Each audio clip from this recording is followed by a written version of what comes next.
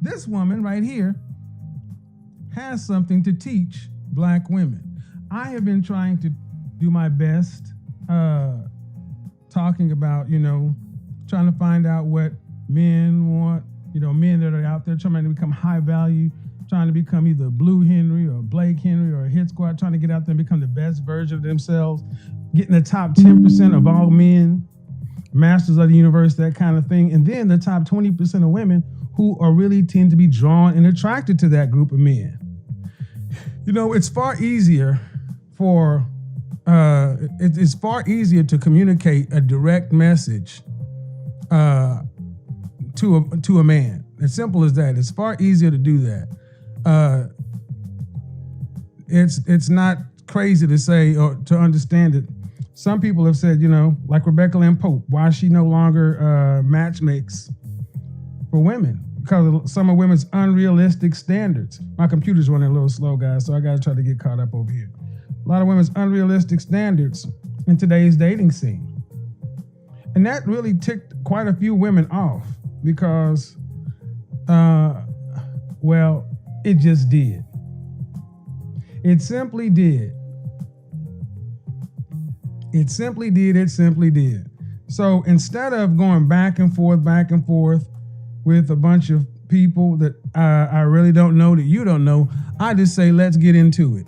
Let's get into the content and let's see what Tomi Lahren has to teach black women. Here we go. Hold on to your hats. This is going to be a barn burner.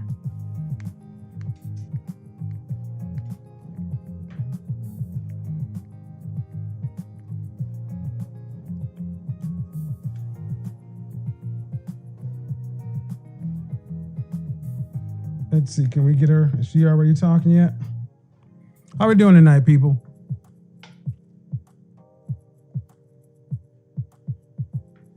All right.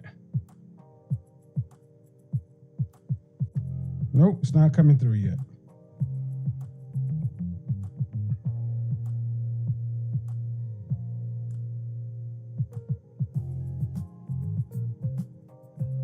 Let me start this again. You build it as we fly, baby. Bluetooth, nope, that's what it is. Give me a second, guys. It's storming up. It is raining really hard down here in Atlanta too. So if it goes out or something, you know what you need to do. Just hit refresh and we'll keep it moving.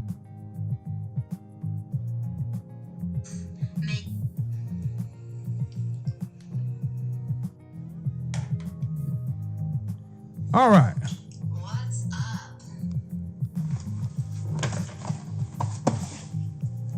I'm gonna let you guys trickle in before I start talking because this is important. Did you guys get the notification? So, waiting for you guys to get. All right, you all, notice what she says in this video. Take a good listen to what she's about to say. This is going to be really interesting, and I'm telling you all, these women are something. Let's listen. Here. So normally I do final thoughts and I do Instagram lives and I do rants about politics. There's plenty to talk about in politics right now. Do it every day. It's a great time. But something as of recently has been on my mind, and I consider myself a teacher, a helper, someone who could possibly inspire people to be better. So with that being said, this is a PSA for all the men out there and all the boys who think they're men, but they're actually boys. This is going to be the summer of canceling boys. Now, from my own personal experiences and the experiences of all of my friends, which range in age from 24 to 36, we've all got issues. Now, I will also say this. All of my friends are attractive. All of my friends are successful. All of my friends have something going on. Almost every single one of them have an issue with men. And you have to start looking at that and thinking, if an age range of that many people, including myself, living really all over the country and being blonde, brunette, short hair, long hair, I mean, tan, super white, super pale. I mean, these women range in every body type and everything. They're all successful, they're all intelligent, they're all good people. But if all of these women, including myself, are having issues, then I have to think, it might not be us. It might be you. It might be men. It might be men. Now, I've often talked about the pussification of America and how men are no longer men. I talk to my mom about this a lot, and she says, well, maybe it's just the guys in Texas. Maybe it's just the guys in Los Angeles. Maybe it's just the guys, it is not just the guys in Los Angeles, Nashville, Dallas, and they're not any better in the Midwest. They, quite frankly, I think they're trash all over this country in the age range of about 20 to, I think, about 55, maybe even 60. A lot of men are trash. A lot of men don't know how to treat women. A lot of men don't know how to really, quite frankly, pull their heads out of the sand and pay attention. So I am going to help you. And these are some of the things that I've experienced, and these are some of the things my friends have experienced. I'm just going to lay a few things out. They haven't all happened to me. Some of them have just happened to my friends. A lot of them have happened to me. So the first thing, and I've made notes, by the way. I've made notes. This is how invested I am in this, because I've been thinking about this for about 2 weeks solid now. First question for men. If you like a girl, if you're even somewhat interested in a girl, you need to ask yourself this question. Are you single? No, I don't mean are you kind of single, seeing 5 people, dating somebody, still kind of in a relationship, kind of broken up, kind of on again, off again, kind of married, kind of divorced. Are you actually single? That means single. You have nobody. You have no complications. You have no attachments. You are actually single. That is the first question, believe it or not, that needs to be asked. And ladies, you should be asking it, because in 2020, it's not a given anymore that a guy that's actively pursuing you is actually single. So that's the first thing. The second thing that I think is very important that men don't seem to understand. There are very few women out there, and I'm speaking from personal experience as well as from all of my friends and all the women, quite frankly, that I talk to. There is not a woman out there that wants to be your pen pal. She doesn't want to get your texts, your good morning texts, your good night texts, your random through the day texts, if they don't follow up with a plan to actually, here's the kicker, in person, hang out.